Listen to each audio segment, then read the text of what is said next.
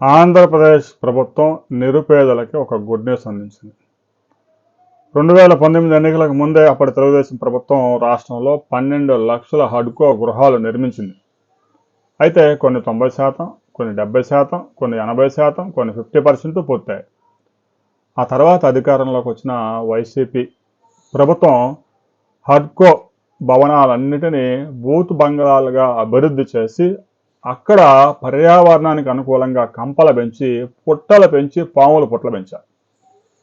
ఇక 2019కే బ్యాంకు రుణాలు తీసుకొని లింక్ అయ్యి ప్రభుత్వం కేంద్ర రాష్ట్ర ప్రభుత్వాలు ఇచ్చే రాయితీలతో ఇల్లు నిర్మించుకున్న 12 లక్షల మంది లబ్ధిదారులు లబోదిబో గడిచిన 6 సంవత్సరాల నుంచి మరలా కూటమి ప్రభుత్వం అధికారంలోకి వచ్చిన తర్వాత హడ్కో ఇళ్లను పూర్తి చేసేందుకు 3,600 కోట్ల రూపాయలు కేటాయించింది. రేపు ఉగాది నాటికే 2,50,000 ఇల్లు పూర్తిగా అన్ని మౌలిక సదుపాయాలు కల్పించి హడ్కో లబ్ధిదారులకి తాళాలు ఇవ్వబోతా ఉన్నారు.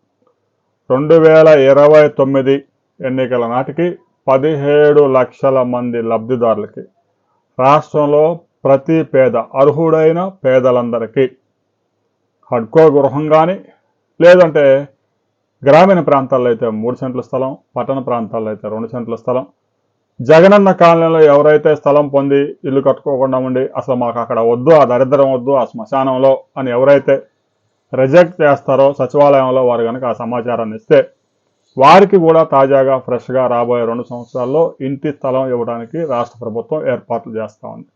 ప్రభుత్వ స్థలాలు ఉంటే ప్రభుత్వాన్ని, లేదంటే ప్రైవేట్గా కొనుగోలు చేసిన లబ్ధిదారులందరికీ ప్రతి లబ్ధిదారుడికి ఇల్లు ఇంటి స్థలం ఇవ్వాలని నిర్ణయించింది.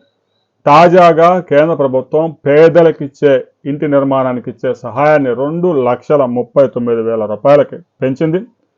దీనికి రాష్ట్ర ప్రభుత్వం కూడా కొంత అదనంగా అందిస్తూ ఉంది.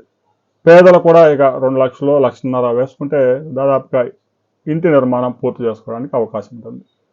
మీరు గనక లబ్ధిదారులైతే మీకు ఎంత ప్రయోజనం కేంద్ర రాష్ట్ర ప్రభుత్వాల నుంచి అందింది అనే విషయాన్ని కామెంట్